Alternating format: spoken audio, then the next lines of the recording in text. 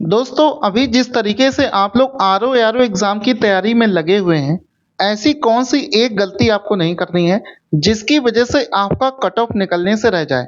देखो अभी क्या हुआ है कि अभी रिसेंट में दोस्तों सबसे लेटेस्ट जो पीसीएस जो यूपी पीएससी का एग्जाम हुआ है वो है पीसीएस 2024 वाला एग्जाम।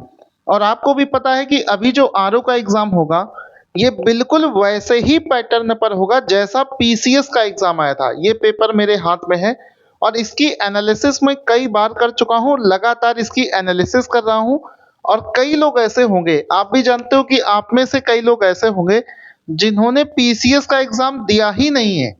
और जिन्होंने पीसीएस का एग्जाम दिया नहीं, बाद में उस पेपर को उठाकर देखा नहीं, वो क्या करेंगे, वो अपने हिसाब से तैयारी करने में लगे हैं। उनको मतलब नहीं है कि कैसा इस बार का पीसीएस का एग्जाम पूछा गया था। और ये चीज विश्वास मान लो, जब तक आप इस चीज को नहीं जानोगे कि इस बार का पीसीएस का पेपर कैसा आया था, आप इस एग्जाम को निकाल नहीं पाओगे। ये चीज आप बिल्कुल विश्वास मानकर चलिए, क्योंकि अभी इस बार जो आरओ का एग्जाम पेपर आएगा वो समझ लो कि बहुत टफ आने वाला है। आपने कल्पना भी नहीं करी होगी उस तरीके का पेपर आने वाला है। यहाँ पर आपको ध्यान क्या देना है कि आपको कौन सी चीज विशेष रूप से ध्यान देनी है। पहली चीज तो लगभग सारे क्वेश्चन आपको मल्टीपल स्टेटमेंट वाले मिलेंगे, क्रॉस मैचिंग वाले मिलेंगे, टाइमलाइन के हिसाब से अरेंज करने वाले मिलेंगे। यानी कि आप उस पूरे पेपर में वैसे क्वेश्चंस की संख्या बहुत कम होगी जो सिंगल चार ऑप्शंस वाले होते हैं। एक क्वेश्चन पूछा गया उसके चार स्टेटमेंट वाले, नॉर्मल नहीं होगा। एक से ज्यादा स्टेटमेंट आपको दिए होंगे तो कंफ्यूजन आपका बढ़ेगा। अब इसमें क्या करना है कि पहले क्या हो रहा था, पहले लोग चार सब्जेक्टों पर ज्यादा फोकस कर लेते थे और उनका एग्जाम निकल जा रहा था। हिस्ट्री, ज्योग्राफी, पॉलिटी और साइंस, साथ ही साथ में करंट अफेयर्स, ये पांच चीजें जिसने कर ली उसका एग्जाम निकल जा रहा था। बाकी सारे सब्जेक्टों पर ज्यादा फोकस नहीं कर रहे थे। अब इस बार क्या हुआ कि जो हिस्ट्री, ज्योग्राफी, पॉलिटी है, इसके जो क्वेश्चंस पूछे गए हैं, मान लो फॉर एग्जांपल ज्योग्राफी के मान लो 10 क्वेश्चन पूछे गए, तो 10 में से क्या करेगा, 5-6 क्वेश्चन तो आपको ऐसा लगेगा कि हाँ इसको मैं कर सकता हूं।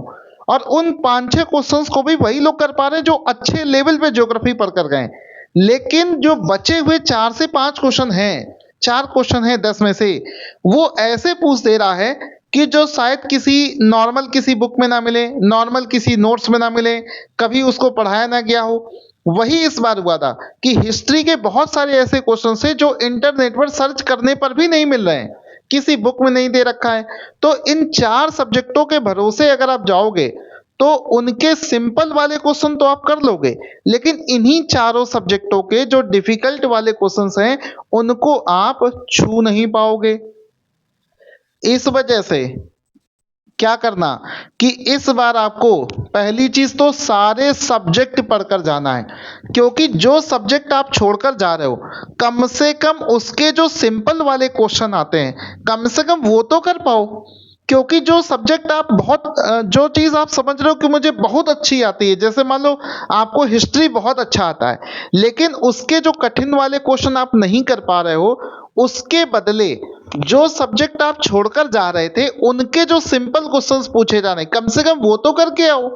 तब तो जाकर आपका बैलेंस बनेगा, तब तो जाकर आपकी कट ऑफ निकलेगी। इस वजह से इस बार आपको गलती ये मत करना कि चार सब्जेक्टों के भरोसे मत जाओ।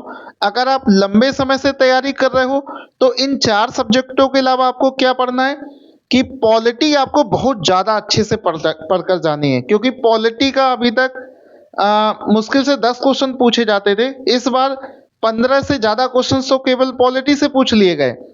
इन्वायरमेंट एंड इकोलॉजी बहुत अच्छे से पढ़कर जाइए, इस बार कम से कम 15 क्वेश्चंस पूछे गए इन्वायरमेंट एंड इकोलॉजी से।